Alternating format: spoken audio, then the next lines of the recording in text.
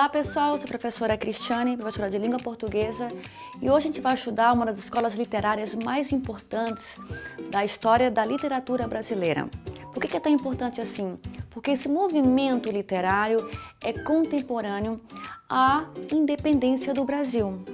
Então os poetas eles vão ter duas missões nesse período, que é século XIX, é criar uma literatura brasileira e criar também um próprio projeto de Brasil, ou seja, é uma função, é uma missão estética, poética, mas também política. A gente começar a entender esse movimento chamado romantismo, que começa no século XIX, vamos entender um pouco o contexto histórico. Então, a primeira coisa que vai influenciar não somente o romantismo no Brasil, mas em toda a Europa, é a Revolução Francesa. Porque justamente a Revolução Francesa vai dar esse desejo de ser individual, de ser um cidadão. E tem que lembrar que a Revolução Francesa, 1789, é contemporânea da nossa Inconfidência Mineira. Perfeito? Isso aqui vai ser muito importante, olha só. Vinda da família real portuguesa, que se dá em 1808, ou seja, vem o Dom João VI, a Carlota Joaquina e vão se instalar no Rio de Janeiro. Quando a família real vai para o Rio de Janeiro, o centro econômico deixa de ser Minas e passa a ser o Rio de Janeiro. E haverá mudanças significativas aí, pessoal. Rio de Janeiro vira a capital do Brasil, haverá uma modernização e até um afrancesamento do Rio de Janeiro. A partir da vinda da família real se cria o Banco do Brasil, a Biblioteca Nacional. Você percebe como que a capital do Rio é bem afrancesada porque há essa preocupação em embelezar a cidade. Tá? Uma coisa negativa é porque para chegar à família real tiveram que despejar várias pessoas.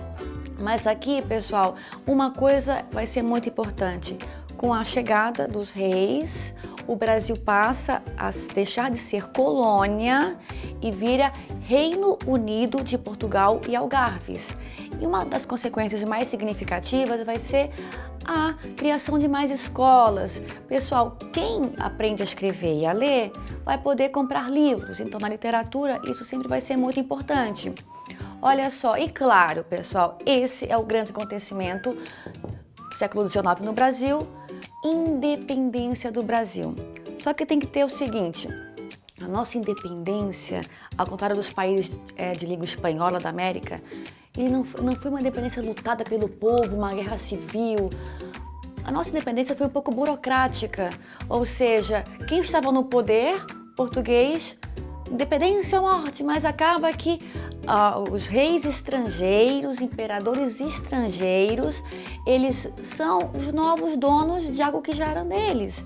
Então, a única coisa mesmo assim que valeu, em termos de política, foi o Brasil agora é um país independente, apesar ainda do poderio estrangeiro. E quando um Brasil é independente, quando um país é independente, haverá necessidade de uma identidade. Gente, tatuem uma coisa, o conceito de nação é pós-Revolução Francesa, a ideia de identidade individual, sujeito, cidadão, também é pós a Revolução Francesa. Então, no século XIX, com o Brasil recém independizado, haverá algo na moda, não somente no Brasil, mas na própria Europa, a ideia de uma nação, de uma nacionalidade. Olha só aqui.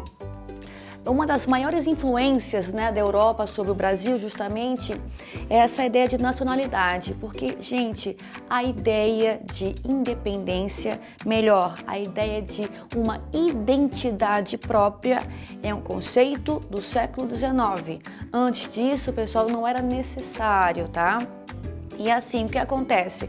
Na Europa, no século XIX, com esse novo desejo de você criar fronteiras identitárias, culturais, vários países vão resgatar o passado para encontrar a raiz da sua identidade. Por exemplo, Portugal com o romance de cavalaria. Vale lembrar, pessoal, que também no século XIX, Portugal está passando por um período de reorganização da casa. Durante muitos anos, né, Portugal foi invadido por tropas estrangeiras e no século XIX eles estão resgatando também o poderio português, né? Vale lembrar que o Dom Pedro I sai de Portugal para virar imperador também de Portugal.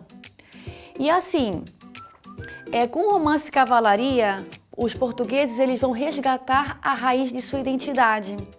Só que o seguinte, pessoal, no Brasil não teve esse período, uma vez que se deu no século XII o romance de cavalaria. A gente vai ver daqui a pouco, pessoal, que isso sim vai influenciar muitos brasileiros. E isso, pessoal, isso aqui demais, tá? A maior influência europeia que vai moldar a figura do índio. O francês, que foi iluminista, um dos pensadores da Revolução Francesa, Jean-Jacques Rousseau, vai criar o mito do bom selvagem. Para ele, há um tipo, um momento da história do homem em que ele é puro e que ele não possui maldade, em que ele não é corrompido. E esse momento é o momento em que ele ainda não foi apresentado à cultura. Gente, olha só, é quase que um selvagem, um índio pode ser também, né?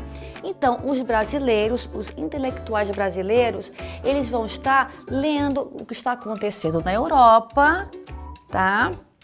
Vão estar lendo Rousseau, vão estar lendo também Alexandre Herculano, que é um poeta português, um escritor português que vai resgatar o romance Cavalaria, e vão pensar, bem, agora eu moro num país independente, eu tenho que construir uma identidade independente, como é que eu vou fazer? Então eu vou tentar moldar os ideais europeus com a minha figura. Então assim, pessoal, se Portugal resgatou a cavalaria, que é o movimento mais nacionalista da história de Portugal, como que fará o brasileiro? No século XII não tinha cavaleiro aqui no Brasil, mas tinha o quê? Tinha o índio. Então o índio vai ser essa figura que está na origem do Brasil. Então, se essa figura é a nossa figura originária, ele vai ser o nosso herói, tá? Inspirado sim nos romances Cavalaria, porque esse herói indígena, ele vai ter uma característica à la cavaleiro medieval. Ele vai ser bravo, ele vai ser honrado, ele vai ser corajoso, quase católico, tá? E também esse índio quase cavaleiro, ele é um ser sem mal, ele não possui maldade, ele é justamente quase que o reflexo exato do mito do bom selvagem. Aqui então é uma das principais características desse primeiro momento do romantismo, que é justamente pós a independência, tá? O romantismo tem 3 momentos, este vai ser o primeiro. E a maior característica é indianismo. Tanto que muitas vezes a gente quase confunde. Primeira geração é a geração indianista. Essa é uma das características. A outra característica muito importante dessa primeira geração é a saudade da pátria. Porque os escritores, aqueles que sabem escrever, são filhos de pessoas abastadas no Brasil e vão fazer faculdade onde? Na Europa, em Coimbra. Então muitos poetas inspirados vão escrever sobre essa nova pátria, essa pátria recém-criada, como a canção do exílio, do Gonçalves Dias. Então, outra característica. E claro, pessoal, bom selvagem, nação, uma característica que diferencia da Europa, o que é? Natureza. Nossa natureza é sempre ela é muito cheia de qualidades positivas, sempre possui características que não vai possuir a Europa. Então, nossos elementos definidores enquanto brasileiros vai ser primeiramente indianismo e natureza, perfeito? Porque justamente é o que não tem na Europa. E essa vai ser a minha marca identitária. E quem são os principais autores desse primeiro momento, que é esse desejo de conquistar uma nação e uma identidade? Gonçalves de Magalhães. Esse cara só está nos livros de literatura porque ele escreveu o primeiro livro romântico. é Suspiros Poéticos e Saudades, de 1836. É somente por isso que Gonçalves de Magalhães é lembrado, porque ele é um poeta mediano. E sim, o nosso grande poeta, a nossa grande figura da primeira geração, que é indianista, nacionalista, é o nosso querido Gonçalves Dias, que 10 anos depois, em 1846, vai escrever quase o nosso hino nacional, que é a Canção do Exílio. Vamos ler um trechinho? Minha terra tem palmeiras, onde canta o sabiá. As aves que aqui gorjeiam, não gorjeiam como lá. Isso aqui é o início do poema. Vamos ver mais um trechinho, pessoal. Nosso céu tem mais estrelas, nossas várzeas têm mais flores, nossos bosques têm mais vida, nossa vida mais amores. As aves que aqui gorjeiam, não gorjeiam como lá. Aqui, pelo fato de Gonçalves Dias estar fora do Brasil, em Coimbra, ele vai ter saudade dessa pátria brasileira e vai comparar atributos que tem em Portugal e tem em Brasil. Gente, Gonçalves Dias vai nos dar o pilar da nossa identidade, que é a natureza. Mas vamos pensar criticamente o porquê a natureza foi a nossa única condição de identidade. Gente, o brasileiro, ele tem uma questão que nunca vai poder se desligar. Nós falamos língua portuguesa. Então, a própria língua do brasileiro é uma língua estrangeira. Então, culturalmente, tudo que é cultura envolve o plantio do outro. Lembrando que a palavra colonizar significa plantar. Então, acaba que a natureza de Gonçalves Dias acaba virando a nossa marca identitária por uma questão de eliminação. O que o Brasil tem que os outros não têm? Natureza, porque o resto tudo é emprestado. E esse poema ficou tão importante no Brasil que, inclusive, um pedaço do poema ele está no nosso hino nacional, Nossos bosques têm mais vida, nossa vida nos teus seios mais amores. Então, olha só, ele fez parte do nosso hino nacional.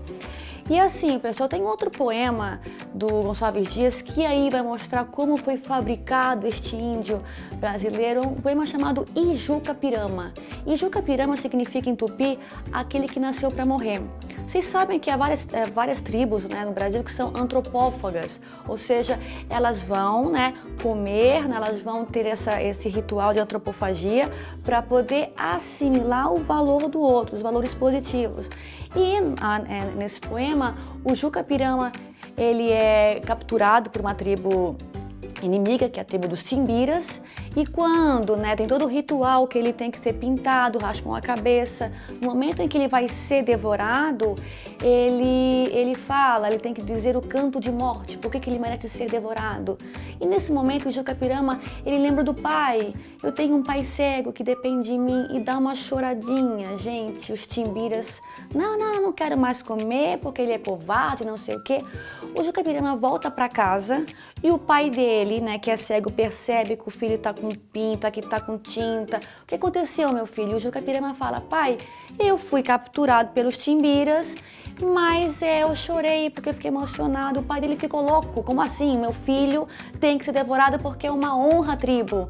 E o Juca-Pirama chorou. O que faz o pai do Juca-Pirama? Você fala: você chorou na presença da morte? Mas na presença de estranhos você chorou? Ele pegou o Juca-Pirama pelo braço, leva para os Timbiras e manda eles devorarem o próprio filho. Chega no final do poema, tudo acontece bem, não sei o quê, mas você percebe que o índio, moldado pelos poetas românticos, não vai ser o índio canibal antropófago, não. Vai ser aquele índio honrado que ele prefere chorar pelo pai, ou seja, valores cristãos portugueses, do que ser devorado. Então você percebe que aqui sim é um típico exemplo de como esse indianismo brasileiro é atravessado pelo bom selvagem. Então, sobre a primeira geração do romantismo, vale lembrar que o grande poeta é Gonçalves Dias, autor de Canção do Exílio e Ijuca-Pirama, e a maior característica é exaltação da natureza e o indianismo. É isso, pessoal. Até mais!